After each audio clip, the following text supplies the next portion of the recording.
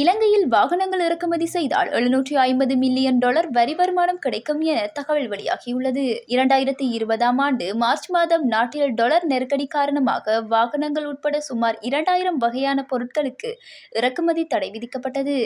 ஆனால் நாட்டின் தற்போதைய தேவைக்கேற்ப வாகனங்களை இறக்குமதி செய்வதற்கு அரசாங்கம் அனுமதி வழங்கி வருகின்றது.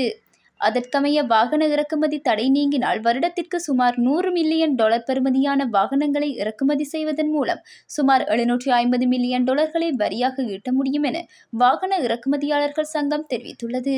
2020ஆம் ஆண்டு வாகன இறக்குமதி தடை செய்யப்பட்ட போதும் ஆண்டிற்கு சுமார் $100 மில்லியன் மதிப்புள்ள வாகனங்கள் இறக்குமதி செய்யப்பட்டன. வாகன இறக்குமதியாளர்களின் தகவலிற்கமைய தற்போது மிகவும் மதிப்புமிக்க வாகனம் மின்சார வாகனமாகும். அதில் ஒன்று குறைந்தது $2 கோடி காணப்படும் என குறிப்பிடப்படுகின்றது.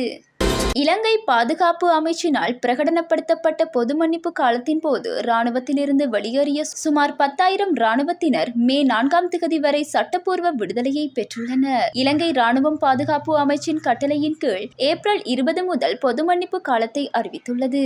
இதன்படி இராணுவத்தில் இல்லாத அனைத்து இராணுவத்தினரும் தங்கள் சேவையில் இருந்து உத்தியோகபூர்வ வெளியேற்றத்தை பெற அனுமதிக்கப்பட்டுள்ளனர். 2024ஆம் ஆண்டு ஏப்ரல் 20 முதல் மே 20 வரை ஒரு மாத காலத்திற்குள் இந்த பொது மன்னிப்பு நடைமுறையில் உள்ளது. இந்த காலகட்டத்தில் இராணுவத்தில் இல்லாதவர்கள் அந்தந்த கட்டளை மையங்களுடன் ஒருங்கிணைந்து இராணுவத்தில் இருந்து சட்டப்பூர்வமாக வெளியேற வாய்ப்பு வழங்கப்பட்டுள்ளது. இந்த பொது மன்னிப்பு காலத்தின் முதல் 2 வாரங்கள் முடிவடைந்த நிலையில் 2023ஆம் ஆண்டு டிசம்பர் 31 முதல் விடுப்பு இன்றி மற்றும் அதற்கு முன்னதாக விடுப்பு இல்லாமல் இருந்த மொத்தம் 9,735 இராணுவத்தினர் பணிகளிலிருந்து விடுவிக்கப்பட்டுள்ளனர். தற்போது வெளிநாட்டில் உள்ள 35 இராணுவத்தினரும் சட்டப்படி வெளியேற்றப்பட்டவர்களில் அடங்குவதாக பாதுகாப்பு அமைச்சு தெரிவித்துள்ளது. பழைய கடன் மற்றும் வட்டியை செலுத்துவதற்கு அரசாங்கம் புதிய கடன்களை பெற வேண்டியுள்ளதாக இலங்கை மத்திய வங்கியின் சமீபத்திய வருடாந்த அறிக்கை தெரிவிக்கின்றது. வரி வருமானத்தை அதிகரித்து பொருளாதாரத்தை பலப்படுத்தும் முயற்சியை அரசாங்கம் முன்னெடுத்திருந்தாலும் கடனை செலுத்துவதில் சிக்கல் நிலை ஏற்பட்டுள்ளது. கடந்த நிதியாண்டில் அரசாங்கத்தின் பழைய கடனுக்கான வட்டியை செலுத்துவதற்காக $2,455 பில்லியன் தேவைப்பட்டதாக மத்திய வங்கி தெரிவித்துள்ளது.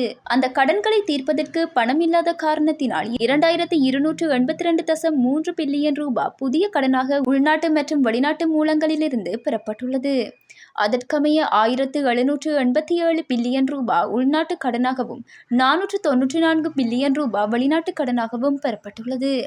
எனினும் அரசாங்கத்தின் புதிய வரி கொள்கையின் கீழ் மாநில வரி வருவாய் 55.4% அதிகரித்து $2,720 பில்லியன் உள்ளது. மேலும் மொத்த உள்நாட்டு உற்பத்தியின் சதவீதமாக பொது கடன் அளவு 114%இலிருந்து 103% குறைந்துள்ளது. கண்டியில் ஆடை விற்பனை நிலையம் ஒன்றில் பெண்ணொருவரின் பணப்பையை திருடியதாக கூறப்படும் போலீஸ் அதிகாரியொருவர் கண்டி குற்றப்பிரிவினரால் கைது செய்யப்பட்டுள்ளார். பணப்பையின் உரிமையாளர் கடந்த மாதம் 9ஆம் திகதி பணப்பையை காணவில்லை என கண்டி போலீஸ் நிலையத்தில் முறைப்பாடு செய்துள்ளார். இந்த விடயம் தொடர்பில் போலீசார் மேற்கொண்ட விசாரணையின் போது ஆடை விற்பனை நிலையத்தில் பொருத்தப்பட்டிருந்த சிசிடிவி கேமரா அமைப்பை கண்காணித்த போலீசார் பெண்ணொருவர் பணப்பையை திருடிச் சென்றதை அவதானித்துள்ளார்.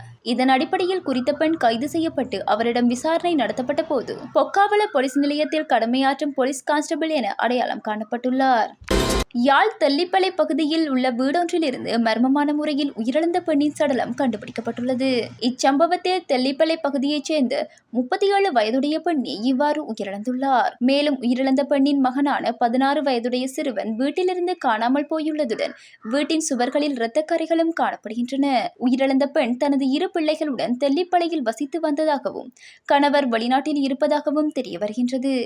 இந்த நிலையில் உயிரிழந்த பெண்ணின் மகள் நேற்று முன்தினம் அருகிலுள்ள வீட்டில் தூங்கச் சென்ற வேளை வீட்டில் தாயும் மகனும் மட்டுமே இருந்துள்ளனர். அயல் வீட்டில் தூங்கச் சென்ற மகள் மறுநாள் வீட்டிற்கு வந்து பார்த்தபோது தாய் உயிரிழந்த நிலையில் சடலமாக காணப்பட்டுள்ளார்.